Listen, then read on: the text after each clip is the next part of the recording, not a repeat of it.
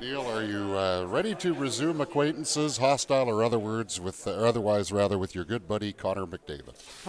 I don't know if it's much of a rivalry. He's the best player in the world. Yeah, there's a lot of respect there. So, like I said, always we have to be aware when he's on the ice, and also with Drysdale, we have to be aware when he's on the ice. So, be a good challenge for us tomorrow. But you also have that part of your game where you can get under an opponent's skin. We've seen that multiple times. Will that be part of what you're trying to bring to the table again tomorrow night? I just play my game, finish checks, get pucks to our forwards, get pucks on net. So that's kind of my thing. And if I happen to get under somebody's skin, it is what it is. But no, I'm not. I'm just playing my game tomorrow. Asked this question yesterday. Every game is a test in the National Hockey League, but I think we can all agree this is one of the elite teams that you're starting the season against. Does that put a different spin on the season opener at all for you guys? Yeah, I mean, the best team in the West. Like, they proved it last year, and they were one game away from winning the Stanley Cup. So, kind of like I said, they got the two best players in the world. It's always a fun challenge. I feel like it's always a really good, fast-paced game between us and Edmonton.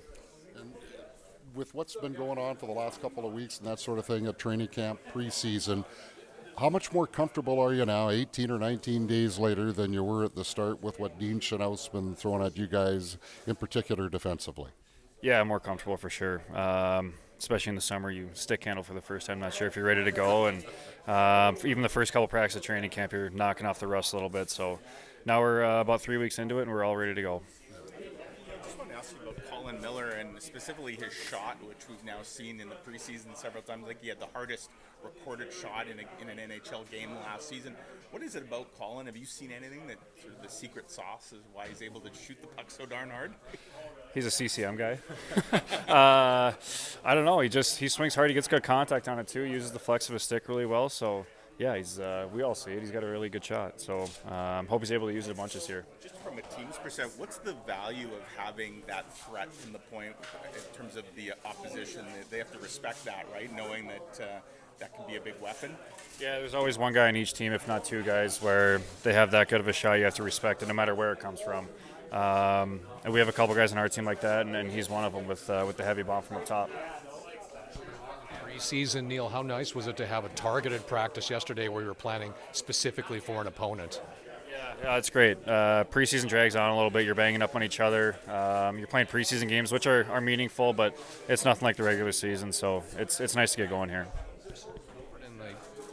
Arnie was talking about neutral zone work that you were targeting yesterday, specifically for McDavid and Drysdale. Nice to get the mind locked into that sort of thing as well. Exactly. I think the focus during preseason is more on yourself and on the team.